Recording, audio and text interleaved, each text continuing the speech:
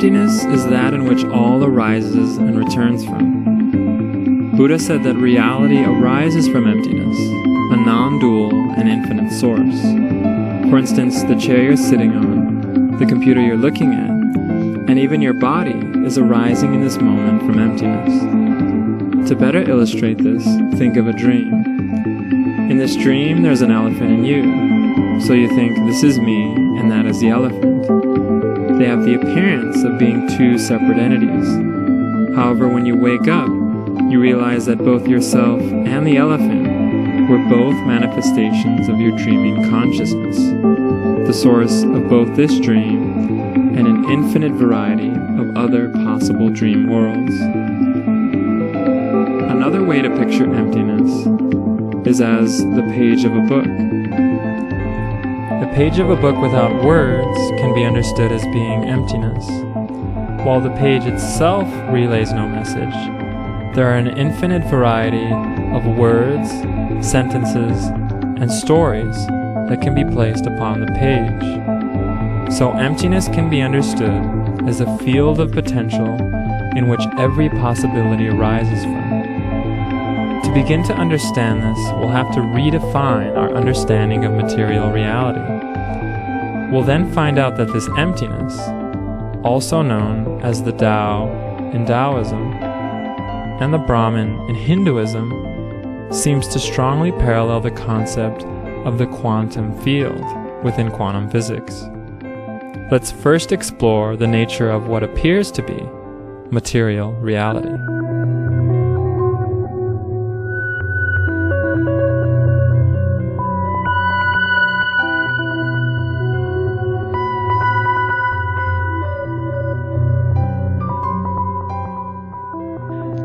Our reality exhibits a dualistic nature. The matter that makes up what we experience exists both as a wave, or non-material entity, and a particle, or material entity. This waveform that particles exhibit has no definite location within space or time, but can only be understood as being everywhere all at once, spread out through the entire universe. Imagine an apple in your hand. As a particle, this apple exists within a defined location in space and time. For this example, your hand. In its waveform, this apple would not only be in your hand, but spread out through all its possible states. But how can this be? How can something that appears to be solid at the same time have the ability to be something non-solid?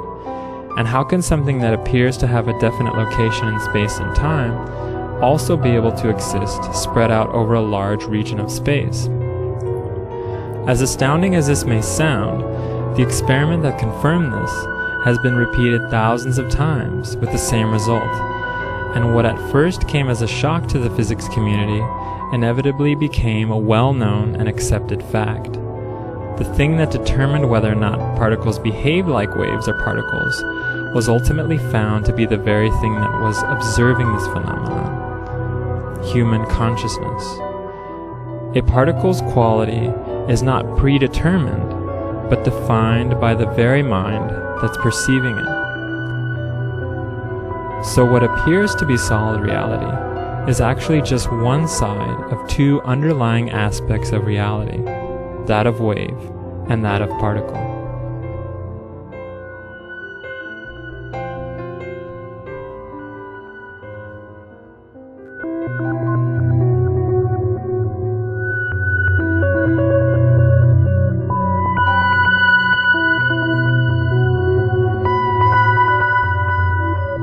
Atoms are 99 with 12 nines after the decimal point, empty space.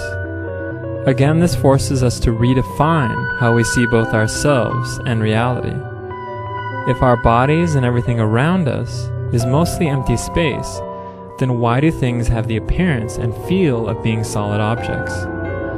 This feeling of solidity is actually a repulsion or push of other sets of atoms, similar to how magnets will repel each other when two similar sides are put together.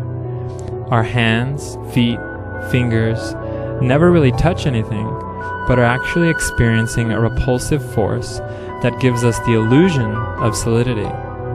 Believe it or not, You're not actually physically touching the chair you're sitting in, but rather hovering right above it, as the atoms of your chair and your body repel each other. What really holds everything together and makes reality appear to be solid is a sea of fluctuating energy, not actually anything physical. Not only is your body mostly empty space, but everything you see, experience, and interact with is overwhelmingly empty space.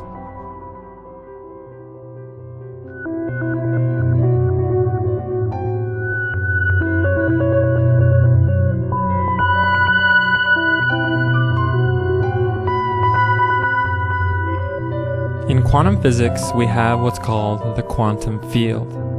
This is an electromagnetic field in which all matter arises from. The particles that arise from this field are not separate, but are actually different forms of the same system. Imagine a turbulent ocean as the field. As waves fluctuate continuously up and down, the very tips of the wave crescents are what matter and our reality arise from. The rest of the sea is out of range of perception, but still exists as potential for matter. So all matter arises and returns from this field, a field that is a continuous medium spread out through all space and time, seemingly paralleling perfectly with the idea of emptiness.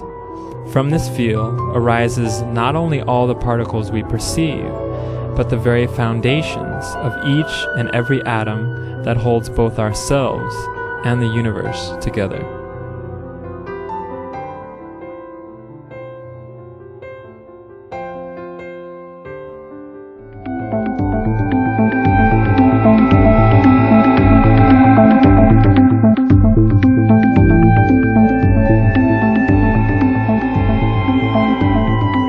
The idea of oneness, or interconnectivity in Buddhism, is the idea that everything in the universe is intimately interconnected. The idea that we are separate entities, separate from both each other and the world around us, is considered to be an illusion. The true nature of both ourselves and our reality is that of complete unification, or oneness. Let's see how these ideas parallel with what physics is now telling us.